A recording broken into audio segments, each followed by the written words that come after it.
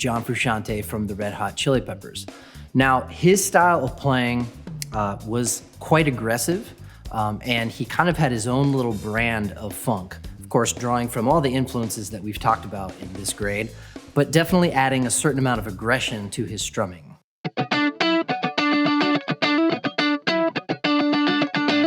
Specifically, we're muting almost everything except for 1 or 2 notes at a time.